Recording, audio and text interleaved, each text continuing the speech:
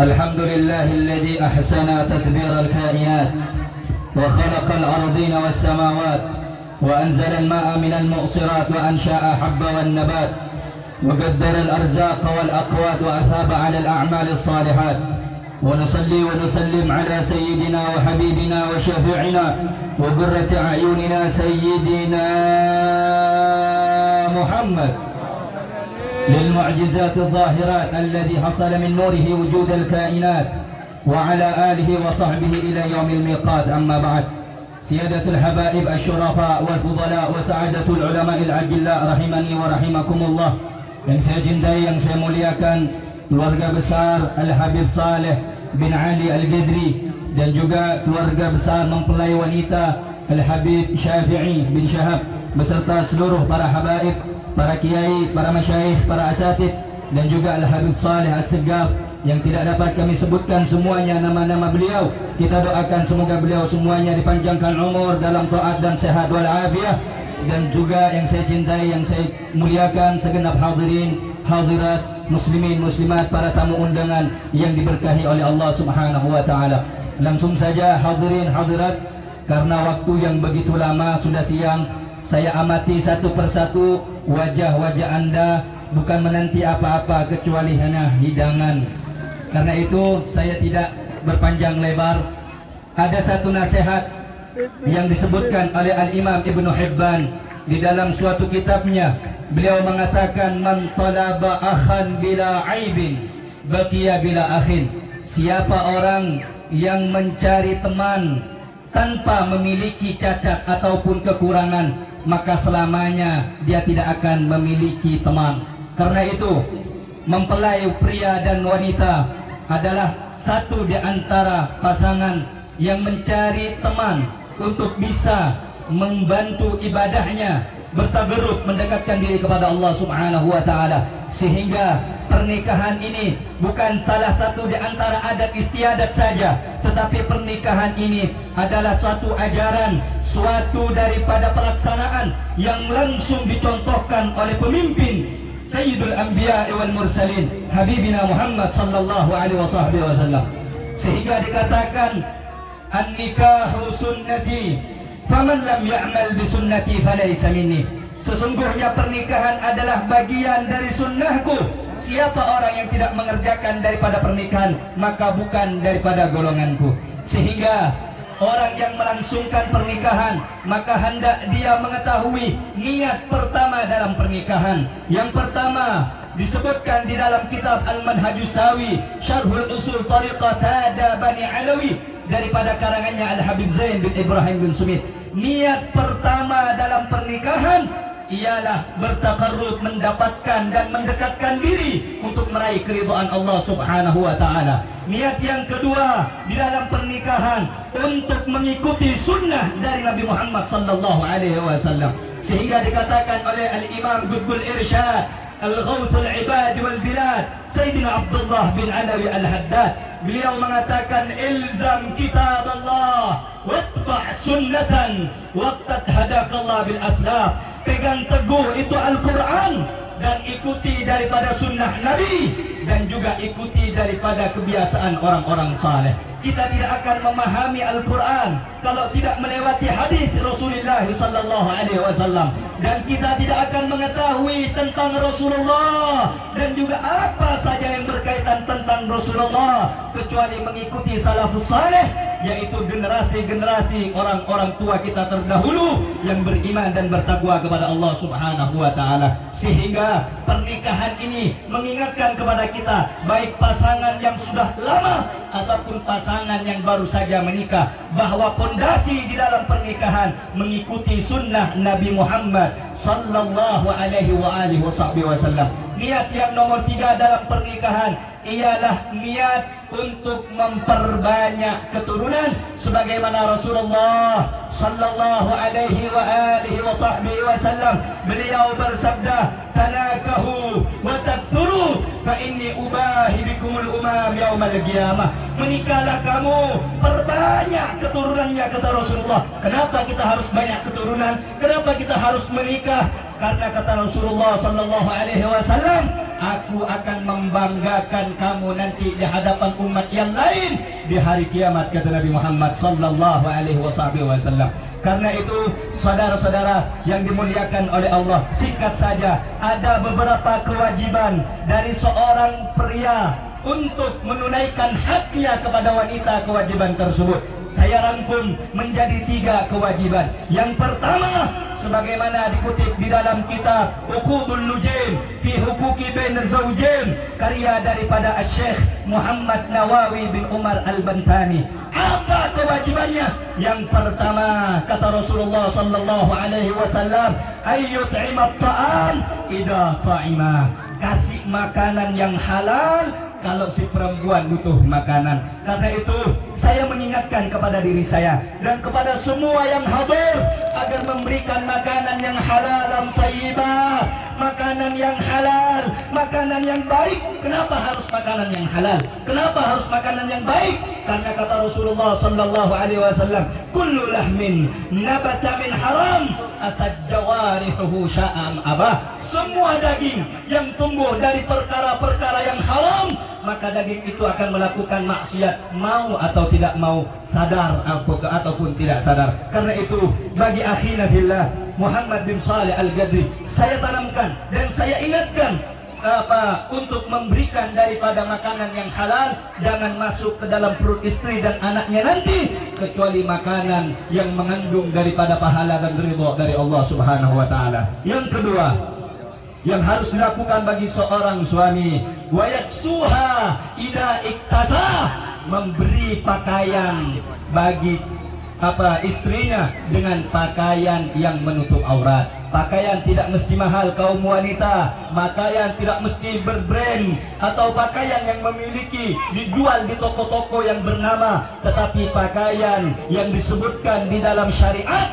ialah pakaian yang menutup aurat. Dan yang ketiga, hendaknya ini yang paling penting di antara apa yang saya sampaikan, yaitu untuk mendidik daripada istri dan putra-putrinya dengan pendidikan baginda Rasulullah sallallahu alaihi wasallam. Karena diancam di dalam hadis, sesungguhnya manusia, kata Rasulullah, yang paling berat siksaannya nanti di yaumil qiyamah man jahala ahlahu, yaitu orang yang membuat bodoh, tidak mengerti keluarganya tentang agama. Karena itu Allah Subhanahu wa taala memerintahkan kepada kita untuk mendidik daripada putra-putri kita dengan pendidikan baginda Nabi Muhammad sallallahu alaihi wasallam. Karenanya saudara-saudara, didik anak-anak kita, didik istri-istri kita menjadi wanita yang salehah, anak yang berbakti kepada Allah Subhanahu wa taala dan Rasulnya.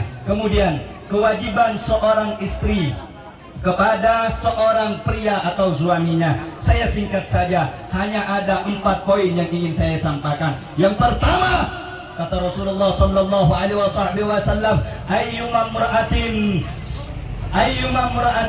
perempuan mana saja, shalla khamsaha, menjaga salatnya 5 waktu.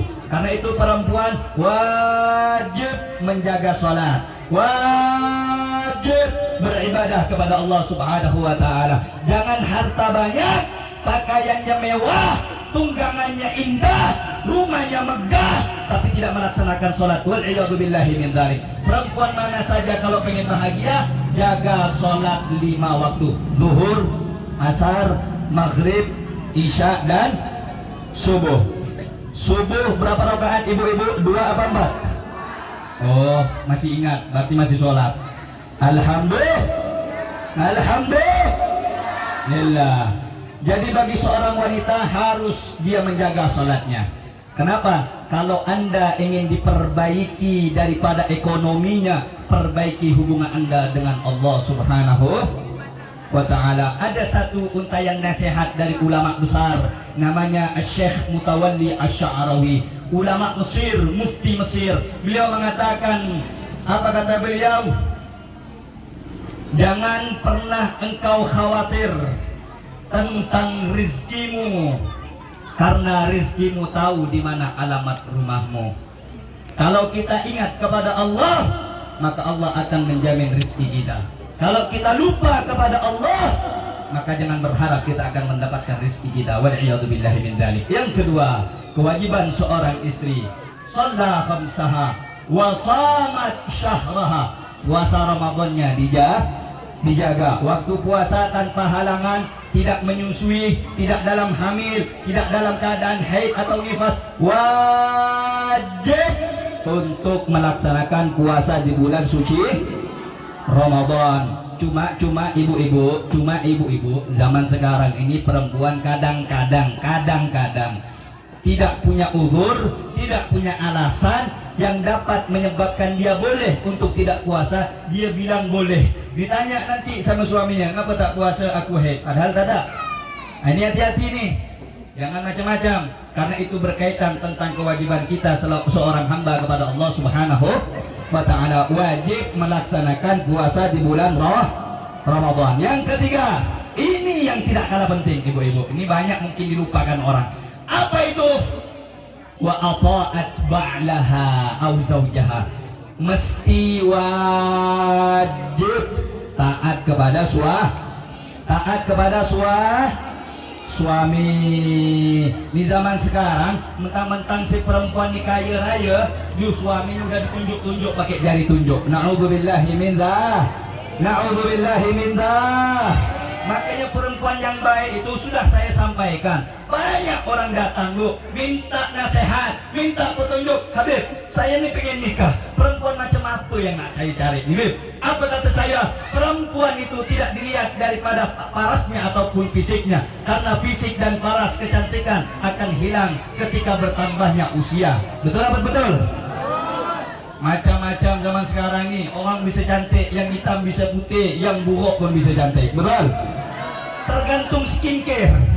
Kalau skincare-nya mahal bisa cantik, tapi kalau tak berskincare biar kau putih, buruk berdengkang lama-lama. Nah karena itu mencari pasangan tidak hanya dilihat dari fisik, tidak dilihat hanya dari cantik. Makanya orang nanya, bagaimana cara saya untuk mencari pasangan? Saya bilang, perempuan yang baik khairul nisa.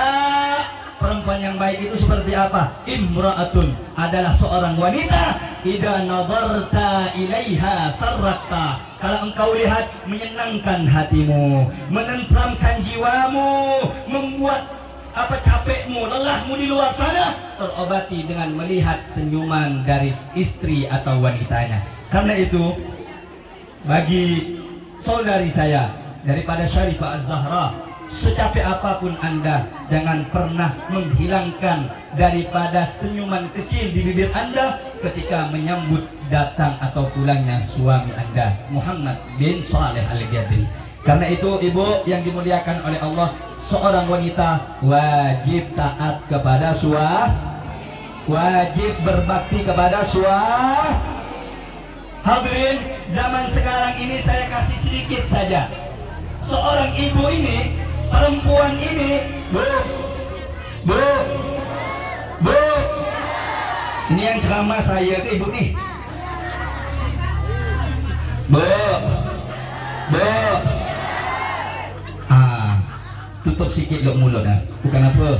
Jadi seorang ibu harus yang namanya taat kepada suami, taat kepada Ya Allah bu, kalau ada orang baru nikah, mungkin Ananda daripada Syarif Muhammad dan juga Syarifah Zahra, atau kita, atau ibu-ibu yang pernah menikah dulu masih muda, ya Allah, masih tak ada lagi paling lawa dah laki tu.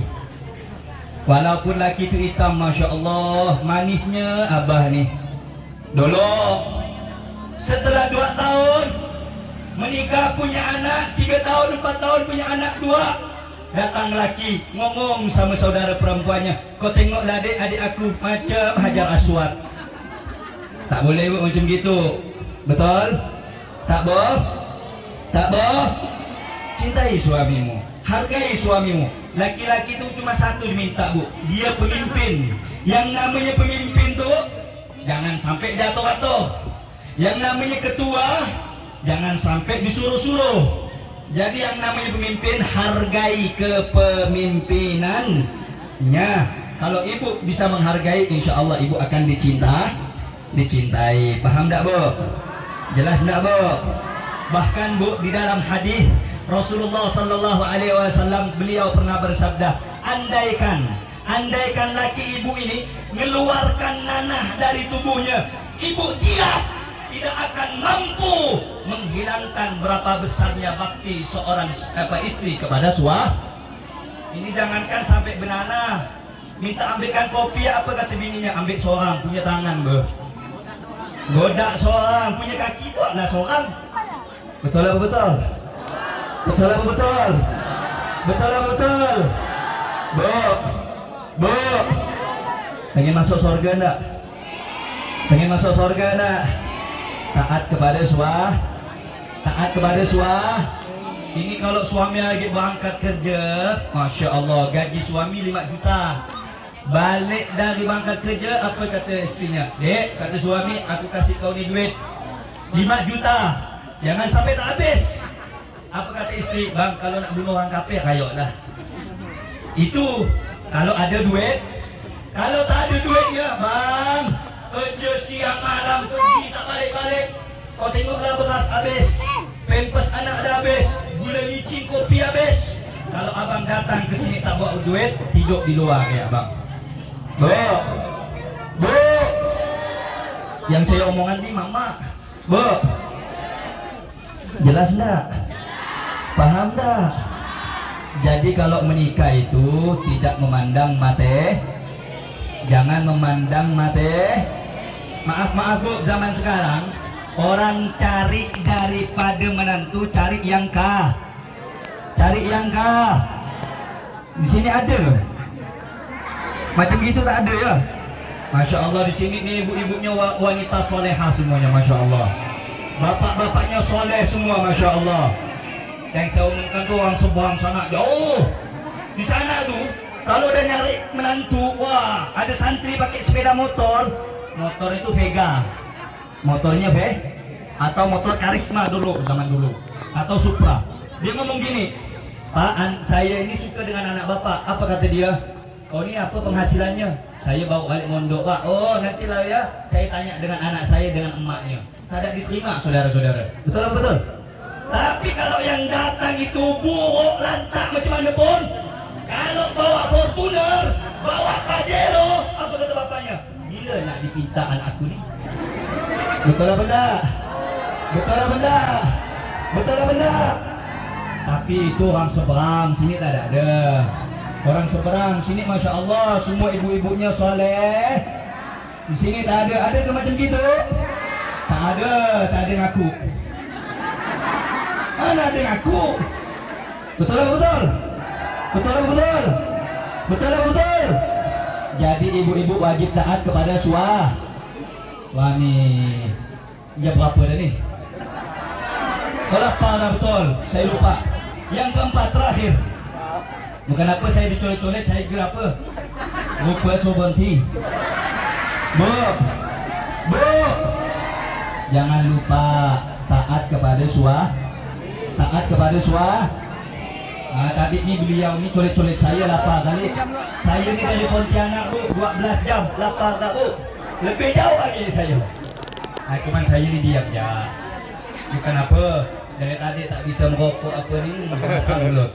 Yang keempat Bu, singkat je Bu. Yang keempat, wa ata'at ba'alaha, dan yang keempat wa ahsanat farjaha. Ini penting ni Bu.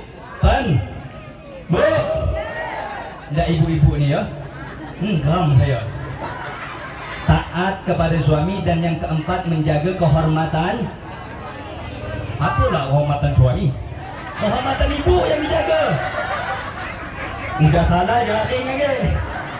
Bu, kenapa saya lebih banyak hitopnya lawan bicara saya ini harus perempuan? Karena yang namanya perempuan ini susah sekali diatur. Bisa atau perempuan tu Bu, saya kasih tahu untuk ananda saya ataupun semua laki-laki di sini. Sian ni laki-laki ni. Kalau anda pengen dicintai, anda pengen dilayani, anda pengen dicintai, bagi laki-laki gampang atau perempuan macam mana? Kasih ya sempalkan duit. Tunduk dia. Betul tak betul? Contoh laki-laki hobi mancing. Mantap pergi begitu. Udah lama, sehari 2 hari tak balik. Tapi sekali balik kasih duit 10 juta. Apa kata mama? Kau tak balik pun tak apa lah. Yang penting kasih duit. Kalau tak ada duit, jangan macam-macam. Ya, singkat saja. Jadi yang keempat, jaga kehormatan diri sendiri. Saya kasih contoh, ada orang kerja ke Malaysia, Pak. Na'udzubillah min dzalik. Rupanya si perempuan ada cinta satu malam dengan orang lain. Na'udzubillah. Siapa ni lelaki tu kerja bangunan 15 lantai, mati jatuh. Kalau jatuh mati. Betul? Hampir balik saya ngomong ni. Gara-gara apa kali ya? Nah, dari itu Bu, saya ingatkan wajib jaga kehormatan diri sendiri. Bu, dah ibu nih. Bu, jaga diri sendiri. Suami tak ada, jangan keluar rumah. Suami tak izinkan, jangan keluar rumah. Paham Bu? Paham tak? Paham tak? Jangan suka bentak suami. Jangan suka tinggikan suara dan suami. Paham Bu? Jelas? Udah kita makan habis sini ya. Udah, mudah-mudahan kita doakan kedua mempelai. Saya udah lama kenal ini. Habib Muhammad bin Shalih Al-Ghadri dengan Syarifah Az-Zahra Putri Aulia. Namanya cantik macam orang. Pokoknya Muhammad ni Bu, saya kasih tahu keluarga besar Syarifah Zahra dan juga Habib Muhammad, tolong kalau malam jangan ditelepon ya. Bukan apa, tak boleh ganggu orang, dosa. Biarkan dia ibadah, dia solat, ngaji. Tak fikir macam-macam. Saya yang ngomong, ibu yang fikir macam-macam. Na'udzubillahi min dzalik. Nah, karena itu saudara, kalau tadi banyak pantun di sini, boleh tak saya pantun nih? Betul enggak? Ya Allah, pergi jauh saya ini dari Pontianak. Ya Allah, sampai Sukadana nih, Masya Allah, orangnya ramah-ramah, cantik-cantik. Jadi bilang agak bahasa muji ini. Bu, saya punya pantun sebelum ditutup, boleh tak? Tak ada tisu ke apa sih ya nih? Yang panas ini bukan cuma pengantin, kami pun panas. Hadirin, jalan-jalan ke Surabaya. Tak kompak acang. Acang macam ini. Jalan kita ya Allah. Mudah-mudahan semua. Oh betul ke? Bu, dah makasih Ustaz. Saya nih, jangan lama-lama anda mandangnya, nanti bisa rindu. Tak apa-apa, buruk besar belakang, yang penting jangan kalagap.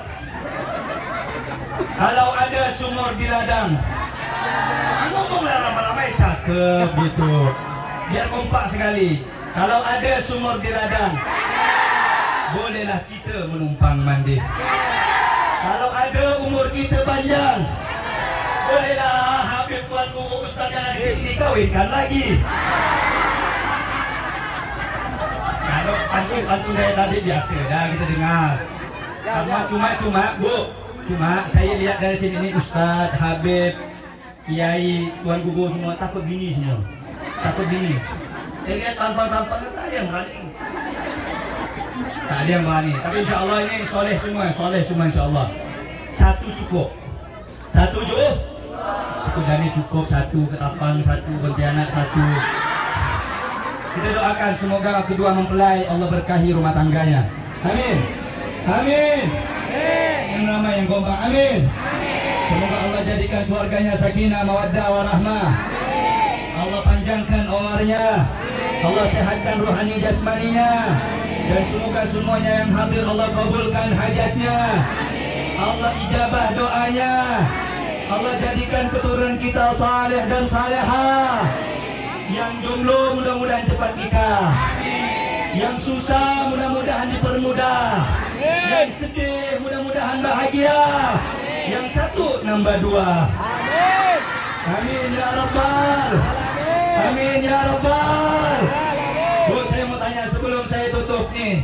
Bu, saya tanya, habis ini saya tutup. Saya mau tanya semuanya, kalau kita nyaksikan pernikahan ini bahagia atau tidak? Kurang kompak, senang atau tidak? Alhamdulillah. Semuanya alhamdulillah.